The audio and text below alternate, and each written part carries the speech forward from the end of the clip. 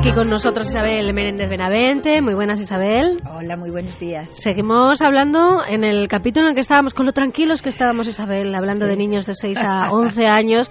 Y claro, después de los 11 llega la adolescencia, que parece que se está adelantando, ¿no? Los de mi generación, nuestra adolescencia fue bastante más allá de los 12 años. La contradicción y la paradoja es que a la vez que se adelanta la adolescencia, porque se adelanta, hay unas adolescencias precoces total y absolutamente, no solamente físicamente como la pubertad, porque sí es cierto que la menarquía, la primera regla empieza antes, ahora, pues no sé si tendrá que ver pues con la alimentación, con el ambiente, en fin, con una serie de cambios genéticos, como hablábamos el otro día de la epigénesis, ¿no? De cómo influyen en los genes y en las maneras, no solamente la parte biológica, sino también, por supuesto, la parte psicológica. Las niñas y los niños empiezan a ser preadolescentes con 9 y con 10 años, que lo vemos en la clínica, y la verdad es que a mí cada vez me asusta más, porque claro, son preadolescentes con todo lo que conlleva y no tienen la capacidad en absoluto de distinguir nada. Y por otra parte, digo que es paradójico porque empieza antes, pero no acaba nunca. Claro, eso te iba a decir, ¿no? Porque ahora se es joven, un joven de 40 años, yo a veces... Claro, no acaba nunca. Y bueno, por las circunstancias de la vida, y antes también, mucho antes de la crisis, no se van de casa. Claro. Y no dejan de estar protegidos por sus padres, la mayoría pues porque son hijos únicos, también ha cambiado el modelo de familia, no es como antes que tenías 4 o 5 hermanos y entonces pues te tenías que buscar la vida, ¿no? Ahora mismo pues suelen ser niños, pues o hijos o hijas únicas, que están muy protegidos por sus padres, que les dan materialmente absolutamente de todo, con lo cual, como personas ya con discernimiento a partir de los 20 años, dicen mejor que en casa en ningún sitio. Claro. Y bueno, pues como yo oí alguna vez con 20 y tantos años, tú tienes que entender que todavía soy un adolescente, ¿no? Entonces, pues tú pensabas, bueno, con 20 y tantos años yo ya estaba casada y ya tenía niños. Claro, y otro tipo de responsabilidades que te hacen ver la vida diferente. Que te hacen ver. Ellos no, pues mira, pues una frase también que siempre recuerdo y me llamó la atención es de una reunión con padres, pues uno de ellos se levantó y dijo muy serio, porque bueno, ¿qué va a pasar con nuestros hijos cuando acaben la carrera? Pues con 30 años. Ay. Y de verdad que es que nadie dijo nada. Porque, bueno, estamos viendo que efectivamente hay carreras que se acaban con 27 y 28 años, tan normales, ¿no? Como antes lo obligatorio era acabar con tus 22 años y ya estaba, ¿no? Sí, Entonces, sí, la adolescencia es eterna. Ahora mismo la adolescencia es eterna y los padres yo creo que están sufriendo esa adolescencia eterna. ¿Y cómo resumimos, aunque sería largo, qué sucede en la adolescencia, aparte de los cambios físicos que tenemos todos en la cabeza? Sí, mira, la adolescencia, a mí siempre me gusta referirme a la etimología de las palabras. Me gusta muchísimo porque creo que dice mucho de la definición de lo que es adolescencia, ¿no? La palabra crisis, pues la palabra crisis indica una decisión, viene de una palabra griega, y la palabra adolescencia viene de un verbo latino que es crecer. Entonces es la decisión de crecer. Tú tienes que tomar la decisión de crecer y hacerte responsable, y eso implica una ruptura total, porque hasta ese momento tú has sido parte de tus padres. Es decir, tus padres, en esa época dorada de la que hablábamos la semana pasada, pues tus padres lo eran todo, ¿no? Mamá era estupenda, guapísima, papá era el mejor. Bueno, eso de mi papá es policía, ¿no? Sí. Mi papá es... Con todo el orgullo del mundo. Sí, o es el banquero de no sé cuánto, pero me da igual, ¿no? Es decir, cada uno, pues sus padres son los mejores, los defienden, los amigos empiezan a tomar mucha importancia, pero es ahora, en la adolescencia, cuando realmente a los 12, 13 años, que sería lo normal, 12, 13, se rompe totalmente esa unión con los padres, ¿no? Y empiezan los amigos, los pares, a ser los verdaderos protagonistas de tu vida. Es el momento ese en el que todo el mundo te dice, pero si es que este hijo mío ya no es mi hijo, oiga, ¿estará tomando algo? Es que te vienen y te lo preguntan así, de verdad. Porque piensan que aquel niño o niña que iba con ellos a comer los domingos, que estaba encantador, que sacaba buenas notas, pues de repente se pone a criticar todo lo que haces, a decir que no por sistema, a ir a desayunar con una cara de asco, desde por la mañana hasta por la noche, a cambiar de humor constantemente. O sea, de repente parece que está como un niño pequeño y ellas, las madres lo dicen, y bueno, yo lo sé perfectamente, claro, se te acurruca, ¿no? Todavía y te pide mimos y al minuto siguiente cuando tú le vas a dar un beso te da un bufido y te dice que, vamos, no te saluda por la calle, por supuesto, no le puedes llevar ni acompañarle a clase ni a una actividad. Lo tienes que dejar en la esquina lejísimos para que nadie los vea, porque ellos quieren separarse y no saben cómo hacerlo. Entonces, si tú has llevado bien, yo siempre digo una frase, Bego, que es que la adolescencia es la reválida de lo que tú has hecho, es la reválida de la educación que les has dado a tus hijos. La adolescencia es todo lo salvaje, o la crisis puede ser fortísima o patológica si tú no has hecho bien los deberes durante la infancia.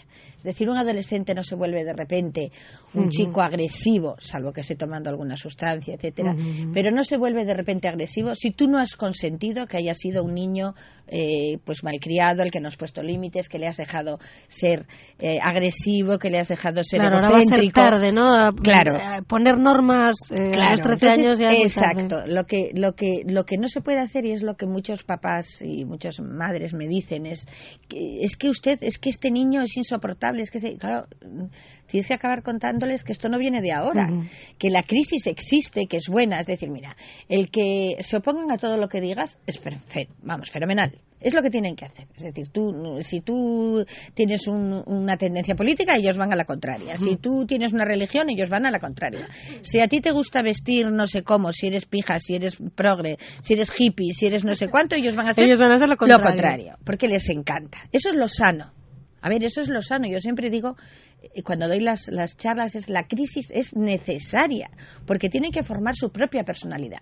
Luego es curioso porque en la juventud vuelves a los padres. Sí. Vuelven otra vez y estás repitiendo exactamente y te mondas, porque dices, estás haciendo lo que yo te dije que ibas a hacer y que tú jurabas que jamás en la vida harías. Formar una familia, en fin, estar enamorado, todas estas cosas. Entiendo, Isabel, que uno de los trucos para los padres que tengan ahora mismo un adolescente en casa, para empezar, es no desesperarse por esos cambios. Son normales, tienen que suceder y tienen que dar vamos portazos. A esperar que pase el temporal. Claro, un poco, vamos ¿no? a ver, es que lo que no se puede hacer es venir a consulta, como a veces viene, pues porque el niño no quiere ir a comer contigo los domingos, porque tiene 15 años y no quiere ir contigo de vacaciones, o porque te da un portazo, o porque te mira mal.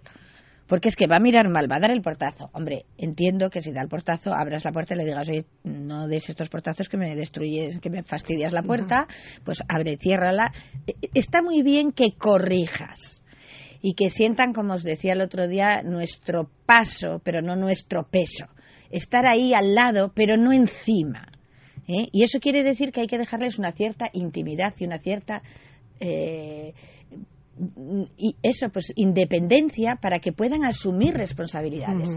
Y eso pasa por rechazar todo lo que has hecho tú hasta ahora, pero rechazarlo siempre dentro de unos límites. Claro, en el momento en que esos límites traspasan la educación, hay violencia, una agresividad verbal o no, me da igual, tiene comportamientos extraños, no obedece las normas mínimas de venir a casa a X horas, etcétera, hombre, entonces sí hay que consultar, porque esa crisis puede estar siendo patológica, puede ir unida a otros trastornos de conducta, trastornos depresivos que se manifiestan con agresión, claro, etcétera. Sí, ahora hemos hablado de lo, digamos, normal, ¿no? Que conlleva ser adolescente, tener un adolescente en casa, pero lo cierto es que hay conceptos nuevos y cosas que pasan en los adolescentes que nos descolocan, a los que ya hemos pasado la adolescencia hace tiempo, que leemos luego en la prensa o escuchamos en la radio, por ejemplo, esto del sexting y todo esto que tiene que ver con las nuevas tecnologías de lo que ya hemos hablado y de las redes sociales sobre todo, y de cómo se difunden ciertas cosas que antes no sé si sucedían o no, pero que claro, quedaban en un ámbito mucho más limitado, y ahora las consecuencias de la difusión de esas cosas que pasan entre adolescentes pues va mucho más allá, ¿no? Claro, precisamente por eso te hablaba de la privacidad y de la intimidad del adolescente. La privacidad y la intimidad del adolescente es sagrada, es decir, no debemos mirar sus mensajes, no debemos mirar su WhatsApp, no debemos porque vamos a ver cosas que la mayoría de las veces son mentiras y son cosas que tú escribías antes en el diario, mi madre es una bruja, ¿sabes? Cuando la adorabas, ¿no? Pero en aquel momento pues era una bruja. Bien, ahora, alto. siempre que exista cualquier tipo de comportamiento que nos parezca extraño o que el niño o la niña le hayas pillado en algún momento con alguna página que no sea adecuada, etcétera, etcétera, ahí no solamente no es equivocado entrar dentro de esa intimidad, sino que es necesario. ¿Por qué? Porque el sexting es una práctica que se está realizando, Bego, con muchísima frecuencia. Hemos visto la semana pasada hemos visto pues como una niña de 13 años hacía prácticas sexuales con otra de 3 con la que estaba jugando, y ese vídeo se difundió, detuvieron a la menor, etcétera, etcétera. Bueno, pues esto se acaba de juzgar aquí en Gijón, otro chico que lo hizo también con otra menor y difundió el vídeo, se juzgó y se detuvo en Cádiz y en Castellón esta misma semana pasada también. Es decir, esto es una práctica que cada vez está siendo más habitual. Los adolescentes cada vez tienen sexualidad mucho más precoz. Tienen unas relaciones sexuales absolutamente tempranas y fuera de lugar, con 12 y con 13 años, que tienen en absoluto capacidad para poder tenerlas. De hecho, creo que ahora la edad de consentimiento de prácticas sexuales va a aumentarse a los 16, cosa que me parece estupendo, porque hasta ahora es que veíamos niñas de 13 años con chavales de 30. O sea, que es que era una barbaridad, ¿no? Bien, pues esto se está difundiendo porque los niños no son conscientes, claro, son chavalinos de 13 años, no son conscientes de que eso no es un juego. Y lo utilizan como tal, es decir, ellos tienen sus prácticas sexuales, las graban con sus maravillosos iPhone, vídeos estupendos, smartphone estupendos que les regalamos desde que tienen 9 años y que acceden a Internet con el iPod desde que tienen 9 años y que, por supuesto, si antes ibas a mirar un libro en la biblioteca en la que veías 4 cosas, imagínate qué no verán ahora en Internet. Imagínate que no verán. Por eso las prácticas que utilizan nuestros jóvenes cada vez son más, digamos, especiales. Digamos que, pues eso, en plan de gracia, porque esta niña que está detenida con 13 años, bueno, detenida que no le pasará absolutamente nada, pero bueno, yo lo que pienso es en la de 3. Claro. Yo pienso en la de 3. Para la que va a tener unas consecuencias. Bueno, va a tener unas secuelas irreversibles. Porque, claro, y comentaba yo el otro día en una entrevista, digo, evidentemente calculo que no sería la primera vez. Si esta niña iba muchas veces a casa de un pariente y esta chica vivía cuidando con su madre a este señor anciano, pues esta niña pequeña vendría y la niña haría los juegos sexuales exactamente igual. Lo que pasa es que algún compañero le diría, ¿por qué no lo grabas? O se le ocurrió a ella, no lo sé. Lo grabó y lo difundió. Tienen que saber que el hecho de difundirlo es un delito, aunque sea entre ellos, etcétera. Entonces, en el momento en que la policía capta esos vídeos, los menores que han difundido ese vídeo son detenidos, es decir, tienen ya. Lo que pasa que, bueno, el problema, Bego, que eso ya sería otro problema para tratar, es la ley del menor, que es tan absolutamente blanda y flexible que solamente se ocupa de los derechos y no de los deberes. Bueno, tenemos que seguir hablando de esto, ¿eh? Sí. ¿Cuándo hay que empezar a hablarle a un niño preadolescente de sexo? Y bien, ¿Hasta dónde? y bien, porque sabes, claro. el problema importante es que el sexo ahora nunca jamás se vincula a la palabra amor ni a la palabra afecto. Ese es el problema. Bueno, pues Isabel, hoy hemos quedado un poco más inquietos, ¿eh? Sobre todo el que tenga preadolescentes en casa, está haciéndose cruces ahora mismo. Pero bueno, hay armas para afrontar todas estas cosas y saber lo que es normal, lo que se sale un poco de lo que tiene que ser normal y cuando hay que actuar y estar ahí los padres encima un poco de los chavales. Pues nada, hasta la semana que viene. Venga, hasta la semana que viene, Bego.